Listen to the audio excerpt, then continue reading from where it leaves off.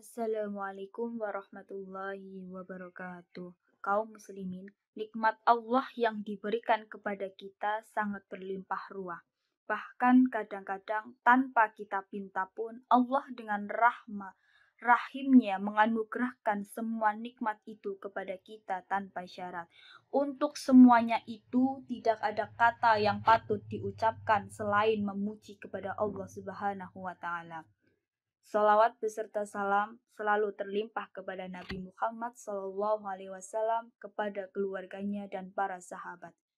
Kaum muslimin, nikmat Allah yang kita dapatkan sangatlah banyak. Mulai dari nikmat sehat, nikmat bisa makan minum, nikmat panca indera, nikmat akal, nikmat iman, nikmat Islam, dan masih banyak lagi.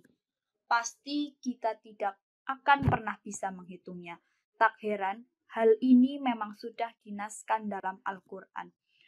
Wa in ta'uddu ni'matallahi la tuhsuha, innallaha laghafurur rahim.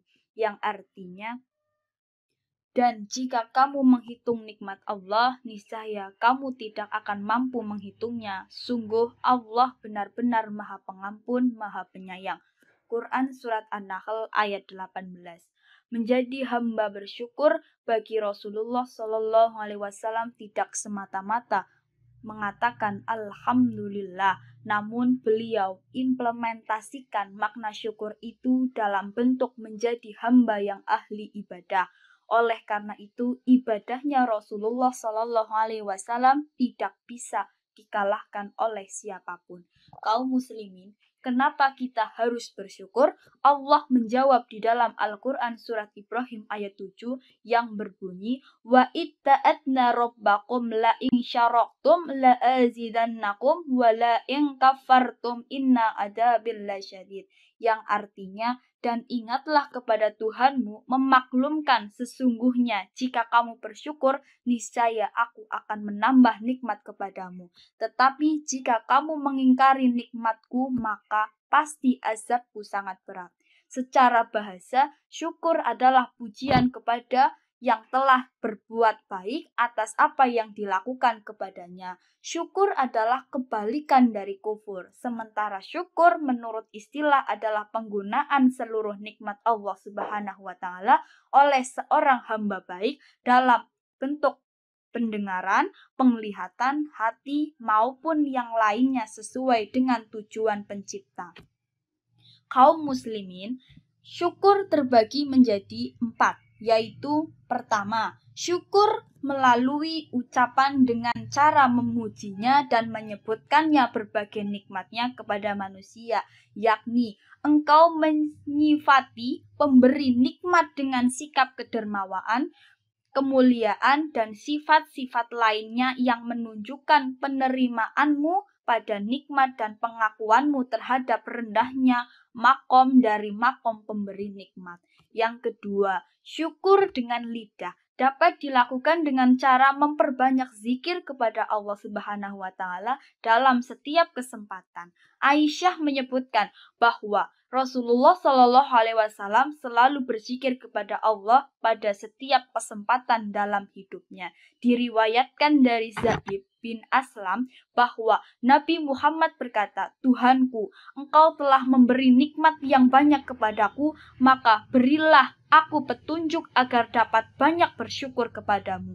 Yang ketiga, syukur melalui hati. Hal ini sebagaimana firman Allah Subhanahu wa taala, "Wa ma bikum manahmati fa innallahi summa inna masyaqumus suhu fa ilaihi turja'un." Yang artinya, dan segala nikmat ada padamu datangnya dari Allah. Kemudian apabila kamu ditimpa sengsara, maka kepada hanyalah kamu meminta pertolongan. Quran Surat An-Nahl ayat 53. Imam Yashrani berkata dalam kitab berjudul Lataif al-Minan, syukur hati hanya dapat dicapai melalui keyakinan seseorang yang kukuh bahwa segala yang berada dalam genggamannya, baik nikmat, manfaat, kenyamanan, gerakan, dan diam adalah karunia dari Tuhan, bukan yang lain. semua itu agar syukur hamba menjadi lidahnya sesuai dengan hatinya yang menggambarkan bahwa kita ada yang memberi nikmat pada hamba tersebut selain Tuhan yang Maha Agung. Yang keempat, syukur melalui anggota badan. Caranya dengan melaksanakan segala hal yang telah diwajibkan oleh Allah Subhanahu wa taala kepada manusia.